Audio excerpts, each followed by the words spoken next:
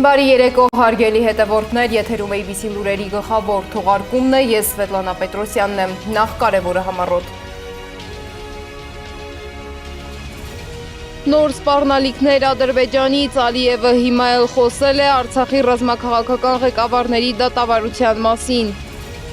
Բայց դուք կարող եք ինչ-որ բան անել այս հարցում, պարոն նախագահ, այնպես չէ թերթել էջը եւ նրանց ներում շնորհել կամ նման ժեստ անել։ Դա ձեր լիազորությունների շրջանակում է։ Հայաստանը չի մասնակցի վտանգավոր նախագծերին, բայց հետաքրքրված է ժամանակակից տեխնոլոգիաներով, ինչ է հայտարարել ՔՊԻ գրասենյակում Փաշինյանը։ Մենք Հայաստանի համար ընդհանրապես վտանգավոր որևէ նախագծի մեջ բնականաբար ներդրում չենք անի։ ՔՊԻ մուտ ֆինանսական գաղտնիքները, ով եւ ինչպես է տնօրինում կուսակցության գումարները։ Պատերազմները ոչ միայն շատացել են, այլև ավելի դաժանացել, ինչու է աշխարհը աստիճանաբար անկայունանում։ Բանակցությունների նոր փուլ Ժնևում, ովքեր են սեղանի շուրջ քննարկելու ռուս-ուկրաինական պատերազմի ապագան։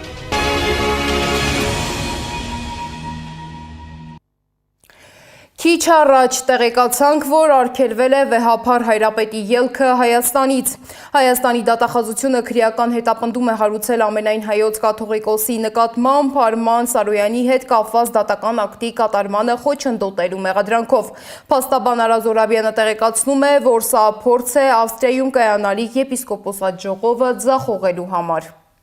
Դատախազությունը քրեական հետապնդում է հարուցել ամենայն հայոց կաթողիկոսի նկատմամբ։ Եվ քննիչն էլ փորձել է հարցաքննել վեհափառ Հայրապետին։ Վեհափառ Հայրապետը մեղադրվում է դատական ակտի կատարմանը խոչընդոտելու մեղադրանքով, եթե հիշում եք, եպիսկոպոսներին նույնպես այդ մեղադրանքներ ներկայացվել։ Սա ուղիղ միջամտություն է եկեղեցու ներքին գործերին։ Դուք լավ գիտեք, որ Ավստրիայում փետրվարի 16-ից 19-ը տեղեր ունենալու եպիսկոպոսատ ժողով եւ այս գործողությամբ,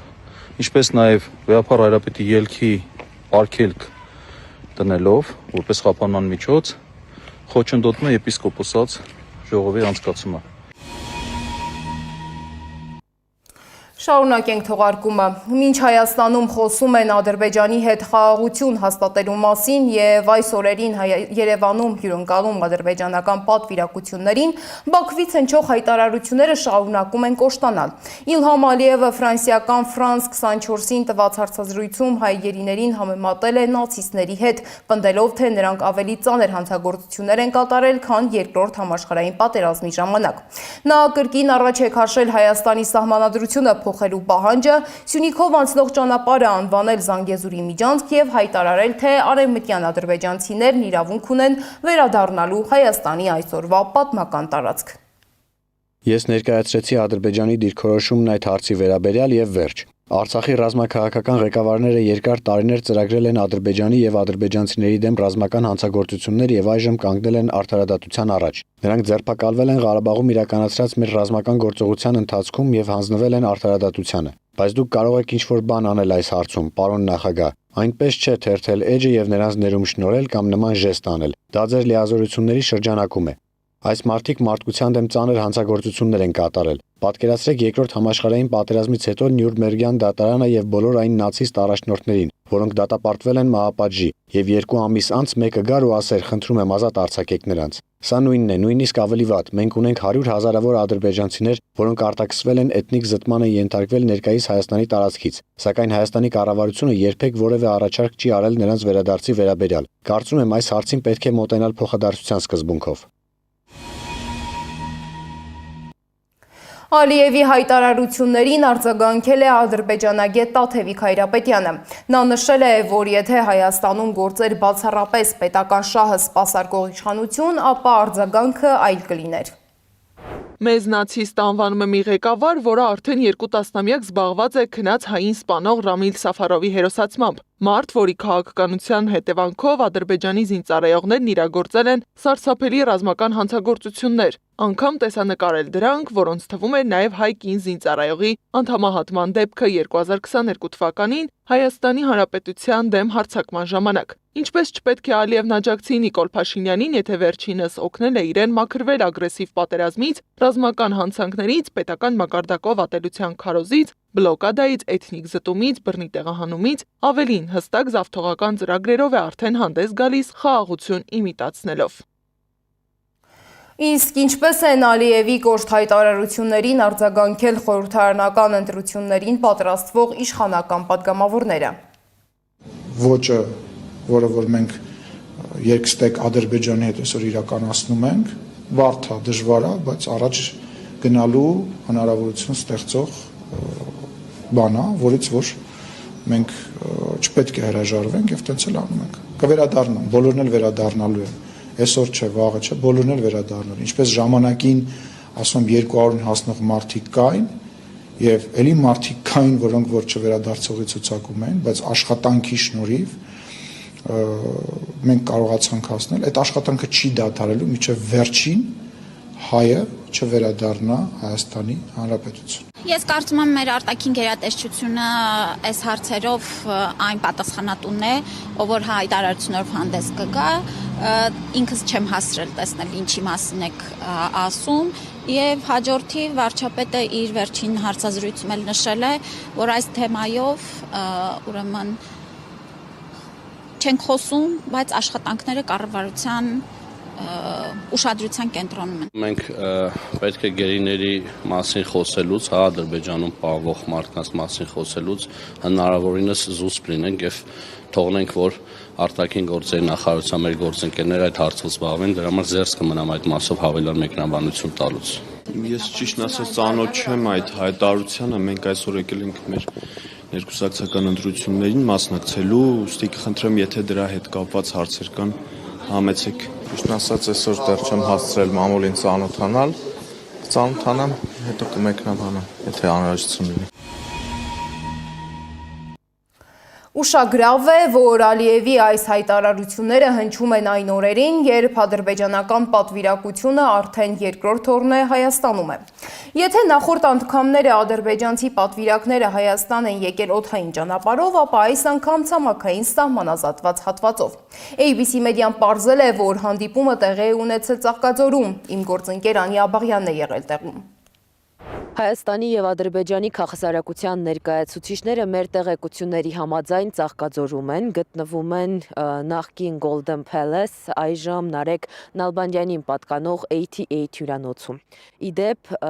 այս հյուրանոցի բացման ժամանակ ներկա էր նաեւ վարչապետ Նիկոլ Փաշինյանը։ Փորձեցինք ամրագրում անել, ասացին, որ ազատ տեղ չկա, այսօր եւ վաղը չեն կարող որևէ գրանցում կատարել։ Հարցրեցինք, երբ է ավարտվելու ներսում Հայաստանի եւ Ադրբեջանի քաղաքասարակության ներկայացուցիչների միջև քննարկումը, աշխատակիցներն ասացին, որ որևէ տվյալ չեն կարող փոխանցել։ Ամրագրումներ կարող են անել այսօրվա համար։ Այսօր եւ վաղը։ Ցավոք ազատ համարներ չունենք բացարձակ։ Ոչ մի համար ազատ չունենք այստեղ։ Իսկ ադրբեջանցիների եւ հայերի բանակցությունները, որ այստեղ են ընթանում, տեղեկություն ունեք, երբ է ավարտվելու այսօր։ Իրենց տեղեկություն չունենք։ Մեզ իրավունք վերադասված չէ, ինչ-որ ինֆորմացիա կարող է։ Հայաստանի եւ Ադրբեջանի քաղաքասարակության ներկայացուցիչների երրորդ հանդիպումն է տեղի ունենում, փակ է ձևաչափը, միայն գիտենք, թե ովքեր են հանդիպման մասնակիցները, ի տարբերություն նախորդ հանդիպումների այս անգամ կազմը բավական ընդլայնված է։ Մեր տեղեկությունների համաձայն հանդիպումներից, քննարկումներից հետո մամուլի համար հաղորդակցությամբ հանդես կգան կողմերը։ Քաղաքասարակության ներկայացուցիչների երրորդ հանդիպումը տեղի է ունենում Միացյալ Նահանգների փոխնախագահ Ջեյդի Վենսի Երևան եւ Բաքու այցերից հետո։ Ներսում ընթացող խաղաղության կամրջի մասին քննարկումները միանշանակ չեն ընկալում քաղաքացիները։ Ուշ էր ժամը, Ծաղկաձորն ամբողջությամբ ձմեռային իր տրամադրության մեջ։ Փողոցներում մեզ հանդիպած մարդկանց կարծիքները լսեցինք։ Ամենայն դեպս խաղաղությունը լավ բան է մեր երկրի համար, բայց մի կողմից էլ չեն կարող կորուստները մոռանանք։ Ոչ մի լավ բան։ Սուտ է։ չի կարա, ոնց կարա դավարա որ իրար փրթեն ու ասենք հոп մեկ էլ մի օրվա մեջ բարև եկա աղբերս, լավ ասա, չի լինում այդպես։ Այդ դեպքում ինչ նպատակ ունեն։ Վերջը կդառնա մի հատ sense, եթե կարող կփոխեն կպրծնի կետա։ Չգիտեմ։ Ոչինչ չգիտեմ։ Քաղաքասարակության ներկայացուցիչների հանդիպումն ավարտվելու է փետրվարի 14-ին։ Ադրբեջանցիները Հայաստան են եկել Տավուշով, սահմանազատված սահմանով։ Քիչ առաջ կադրեր են հրապարակվել, որտեղ երևում է, որ փոխարտգործնախարար Վահան Կոստանյանը հանդիպել է Հայաստանի եւ Ադրբեջանի քաղաքացիական հասարակության ներկայացուցիչների հետ։ Նրանց հետ հանդիպել է նաեւ անվտանգության խորհրդի քարտուղար Արմեն Գրիգորյանը։ Գրիգորյանը զրուցակիցներին ներկայացրել է խաղաղության գործընթացի ընթացքը, անդրադարձել տարածաշրջանային կապուղիների ապաշրջափակման արդյունքում ձևավորվելիք տնտեսական հնարավորություններին, նաեւ Հայաստան-Ադրբեջան հարաբերությունների զարգացման ներկայիս դինամիկային։ Իսկ ովքեր են այս անգամ Ադրբեջանից ժամանել Հայաստան եւ ինչ նպատակով, մանրամասները ռեպորտաժում։ Հայաստան են ժամանել Ադրբեջանի պետական քաղաքականությունն առաջ տանող ադրբեջանցի գործիչներ։ Ծաղկաձորի հյուրանոցներից մեկում մեկնարկել է հայ-ադրբեջանական կլոր սեղան քննարկումը քաղաքականության կամուրջ նախաձեռնության շրջանակներում։ Առաջին կադրերը տարածել են ադրբեջանական լրատվամիջոցները։ Ադրբեջանական քաղաքասարակության ներկայացուցիչների երկրորդ այցն է Հայաստան։ Այս անգամ հայ-ադրբեջանական այսպես կոչված սահմանազատված ցամաքային հատվածով են ադրբեջանցիներ ժամանել։ Ի տարբերություն նախորդ այցի, այս անգամ ադրբեջանցիների կազմն ավելի ընդգրկուն է։ Օրինակ ադրբեջանական Մեկ News Ask կայքի գլխավոր խմբագիր Քամալա Մամեդովան ադրբեջանական պատվիրակության կազմում է։ Ընդ որում այս կայքն ամենաշատն է գրում այսպես կոչված արևմտյան Ադրբեջանի մասին։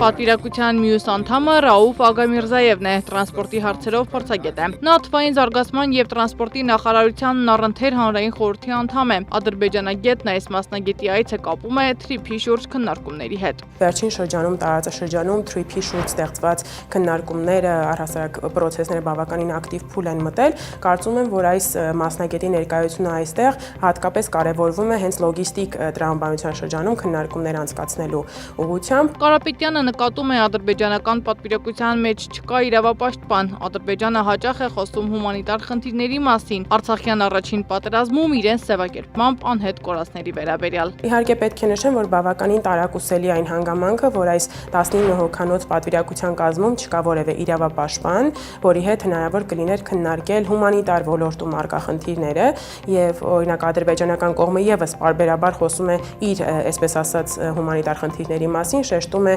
ինչպես անհետ կորածների հարցը, ինքն է նշում 90-ականների թվականներից եւ այլն, եւ կարծում եմ, որ իրենք եւս պետք է որ շահագրգռված լինեին այստեղ ունենալ իրավապաշտպան։ Նախորդ անգամ ադրբեջանական պատվիրակության այցին հաջորդեց հայկական պատվիրակության այցը Բաքու։ Հայկական հասարակությունում այս այցերը միանշանակ չեն ընդունվում։ Հանրությունը դեռ ամբողջապես չի ընկալում սկսված գործընթացը։ Ադրբեջանում էլ է այդպես։ Ադրբեջանագետի խոսքով իրենց հասարակությունն ավելի լավ է ընդունում Հայաստան այցերը, քան հայերի Բաքու այցը։ Տոլերանտության մակարդակը հայ հասարակության մոտ բավականին ավելի բարձր է, քան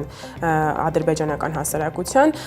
նաև ադրբեջանցիները այստեղ շատ ավելի հեշտ են գալիս, քան հայերը գնում են Ադրբեջան եւ հասարակությունների շրջանում այդ վստահության մթնոլորտը իրականում հայ հասարակության մոտ այս պահին մի փոքր ավելի շատ է, իրենք հեշտ են այլևս ընկալում ադրբեջանցիներին Հայաստանում։ Լրագրողներ, ՀԿ նախագահներ, ադրբեջանական կառավարությանն առընթեր կառույցների ներկայացուցիչներ եւ այլն ադրբեջանական պատվիրակությունն այստեղ է լինելու մինչև կիրակի, քննարկման օրակարգը սակայն դեռ գաղտնի է պահվում։ Սեդա Մակարյան, ABC Media։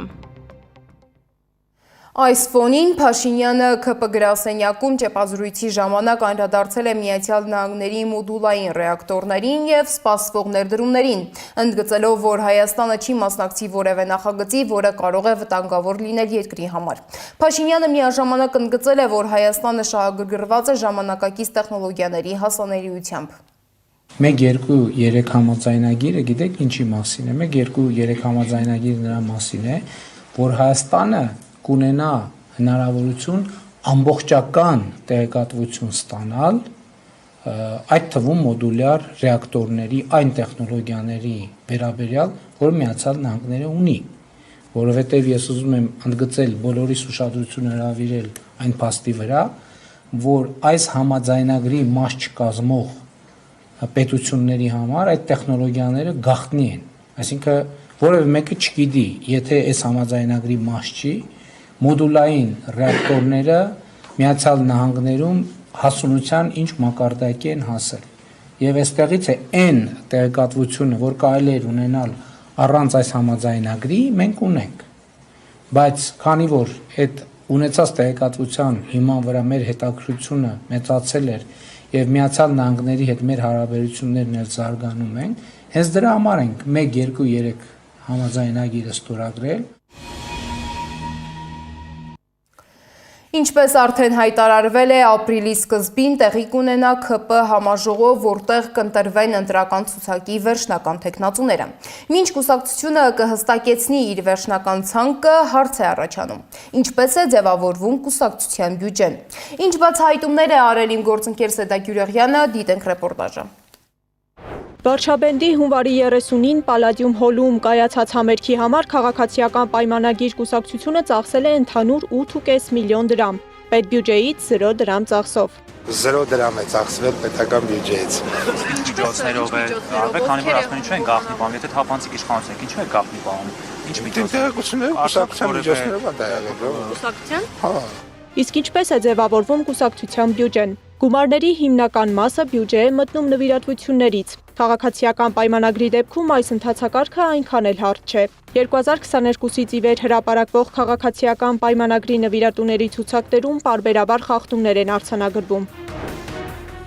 Քաղաքացիական պայմանագիր կուսակցությունը իշխանության գալուց ի վեր աչքի է ընկել կուսակցության լարված խմբակային նվիրատվություններով, որոնցում մասնագետները խախտումներ էին արձանագրել։ Civilnet-ը պարզել էր, որ 140 նվիրատուներից բոլորը բացի 6-ից քաղաքացիական պայմանագրի թեկնածուներ են եղել 2022-ին կայացած տեղական ինքնակառավարման մարմինների ընտրություններում։ Ավագանու ամենակիչը 10 թեկնածու էլ տարբեր քաղաքներից նույն օրը քաղաքացիական պայմանագրին փոխանցել էր նույն չափով գումար։ 26 ավագանու անդամի նվիրատվությունը կազմել է հայտարարագրում լրացված եկամուտի գրեթե կեսը։ 2022-ին 4 հոգի քաղաքացիական պայմանագիր կուսակցությանը նվիրաբերել է 2.5 միլիոն դրամը գերազանցող գումար, անանուն փոխանցումներ է արել, որ արգելված են օրենքով։ Սա պատճառ դարձավ 2024-ին քրեական գործի հարուցման։ Գլխավոր դատախազությունը հանցանքի մասին հատկանիշներ չէր հայտնաբերել։ Գործը կարճվեց նախորդ տարեվերջին։ Հանցագործության մասին հաղորդում էր ներկայացրել Հելսինկյան քաղաքացիական ասամբլեայի ներկայացուցիչ Վարդինե Գրիգորյանը։ Եթե լիներ իրական քաղաքական կամք այդ ամբողջը քննելու, բացահայտելու, հանգիստ կարող էին, նաև հաշվի առնելով արժանահավատ տեղեկությունները։ 2023-ը նշանավորվեց քաղաքացիների ստորագրությունն ու անձը հաստատող փաստաթուղթն օգտագործելով քաղաքացիական պայմանագրին անհայտ ծագման 2.5 միլիոն դրամներ փոխանցելու պատմությամբ։ Ինֆոկոմներ հետաքննել։ Անանուն քաղաքացուն ծանոթներից մեկը խնդրել էր բանկում ստորագրել բանկային թղթի տակ։ Այդ պահին, որ գումարի չափը տեսա, ուզում էի հասկանալ, իմ աշխատավարձով ես ոնց կարամ այդքան փոխանցեմ։ Երկրորդ հարցն էլ, այդ գումարն իրենց բավորտեղից է գնալու, եթե ես չեմ հիմա այդ փողը փոխանցում։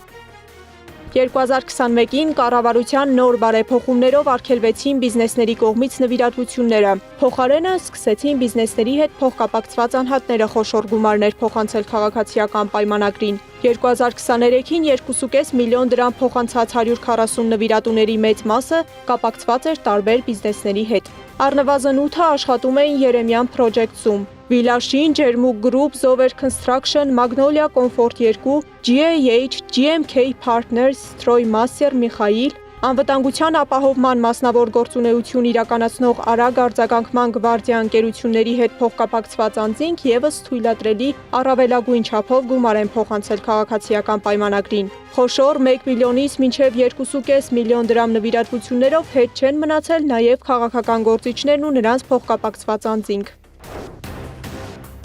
Այս առումով հատկանշական է հատկապես 2024 թվականը։ Ակտիվ են եղել ՔՊԱ-ական Խաչատուր Սուքյասյանին եւ նրան պատկանող Սիլմա Ազա ընկերությանը փոխկապակցված անձինք 9 հոգի, յուրաքանչյուրը 2.5 միլիոն դրամով։ 2024-ին քիչ չէին խմբային նվիրատվությունները, 4 տարբեր խմբային փոխանցումներ իրար հաջորդող մի քանի ամսվա ընթացքում։ Մարտի 29-ից ապրիլի 2-ը 12 հոգուց 29 միլիոն, մայիսի 13-ից 17-ը 34 միլիոն, որից 32 միլիոնը 1 եւ ավելի միլիոն դրամ փոխանցած 13 նվիրատուներից։ Հունիսի 5-ից 13-ը 20 միլիոն, որից 14.5 միլիոնը 1 եւ ավելի միլիոն դրամ փոխանցած 11 նվիրատուներից։ Սեպտեմբերի 16-ից 17-ը 11 նվիրատուներից 20 միլիոն դրամ։ 2023-ից 25 թվականներին կառավարությունը 200-ից ավելի ընկերությունների մաքսային արտոնություններ է շնորհել։ Ինֆոքոմը պարզել է այդ ընկերությունների սեփականատերերը կամ նրանց փոխկապակցված անձինք միասին շուրջ 110 միլիոն դրամի նվիրատվություններ են կատարել Քաղաքացիական պայմանագիր կուսակցությանն ու Աննա Հակոբյանի «Իմ քայլը» հիմնադրամին։ Սամվել Ալեքսանյանին պատկանող յոթ ընկերություն 8 անգամ 26 միլիարդ դրամի մաքսային արտոնություն է ստացել, ինչը կազմել է ընդհանուր արտոնությունների 17.15%-ը։ 2025-ին «Իմ քայլը» հիմնադրամին Ալեքսանյանի մոբայլ սենթրը փոխանցել է 10 միլիոն դրամ։ Արտոնություն ստացածների ցուցակի երկրորդ հորիզոնականում Կարեն եւ Միքայել Վարդանյան եղբայրներին պատկանող բիզնեսներն են, երրորդ տեղում Ոսկե կաթ ընկերությունը, միասին 38.8 միլիարդ դրամ։ 12 միլիոն դրամ են 2023-ից 24 թվականներին կառավարությունից մաքսային արտոնություն ստացածները նվիրաբերել Քաղաքացիական պայմանագիր կուսակցությանը, սակայն այս թիվը հնարավոր է ավելի մեծ լիներ։ Միայն անունների հրապարակումը բարդացնում է նույնականացումը։ Այս մասին Transparency International կենտրոնի հակակոռուպցիոն փորձագետ Վարուժան Հոկտանյանն է փաստում։ Սա ստեղծում է միայն թվացյալ թափանցիկության պատկեր։ Թափանցիկությունը, եթե չի զուգակցվում հաշվետվողականության, մասնակցության հետ, դառնում է մի շատ վտանգավոր եւ ապակողմնորոշող բան, որի քողի տակ շատ ավելի կարեւոր բաներ թաքցվում են։ Օրինակ, անուն-ազգանունները բաց հրապարակում են, բայց կան անուն-ազգանուններ, որոնք հարյուրներով կարող են լինել Հայաստանում։ Էլ ինչ թափանցիկության մասին է այստեղ խոսքը։ Այս ֆոնին կուսակցության ֆինանսավորման նախորդ տարիների օրինաչափությունները ձևավորում են այն մեկնարկային պատկերը, որի պայմաններում քաղաքացիական պայմանագիրը մտնում է նախընտրական տարի։ Սեդա Գյուրեղյան, Նոնա Գևորգյան, ABC Media։ Երեկվա Փաշինյանի հայտարարությունները միայն ընտրությունների մասին չէին։ Նա անդրադարձել է նաև եպիսկոպոսատ ժողովին, հայտարարելով, որ թույլ չի տալու կաթողիկոսությունը Հայաստանից դուրս տանել։ Հայաստանից դուրս եպիսկոպոսատ ժողով հրավիրելու եւ այս process-ների խորքային նախաձեռնությունը Հայաստանյան Ծառայքելական Սուրբ Եկեղեցու կաթողիկոսությունը Հայաստանից դուրս հանելն է եւ որոշ ուժերի ձեռքում մարիոնետային կաթողիկոսության այդ հանգամանք ուժեղացնելը եւ որպես Հայաստանի դեմ գործիք օգտագործելը։ Եպիսկոպոսատ ժողովի անվան տակ իբր կաթողիկոսությունը Հայաստանից դուրս տանելու Փաշինյանի նոր մեղադրանքը այսօր հրաժարվել է մեկնաբանել Մայրաթոռի տեղեկատվական համակարգի տնօրեն Եսայի Քահանա Արթենյանը։ Հիշեցնեմ, որ ամենայն հայոց կաթողիկոսի նախաձեռնությամբ եպիսկոպոսատ ժողովը նախատեսվում է անցկացնել Ավստրիայում փետրվարի 16-ից 19։ Կազմակերպչական աշխատանքներ ընթանում են, բոլոր այդ հարցերին հանձնախումբը իր պատասխանները կտա։ Եսայի նախորդին ճեպազրույցում Նիկոլ Փաշինյանը կրկին սպառնացել է, հայտարարել է, որ չի թողնի առանց մեկնաբանության, հիմա առանց մեկնաբանության։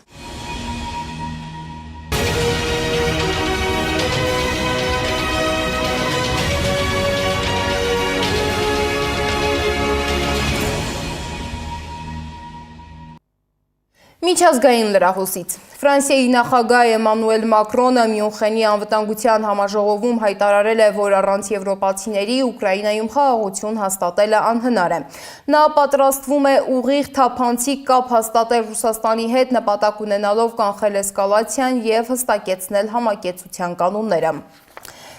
Աբու Դաբիում կայացած երկու հանդիպումներից հետո Ուկրաինայում պատերազմը դադարեցնելու շուրջ Ամերիկայի Միացյալ Նահանգների, Ռուսաստանի եւ Ուկրաինայի միջև բանակցությունների հաջորդ փուլը կանցկացվի փետրվարի 17-ից 18-ը Ժնևում։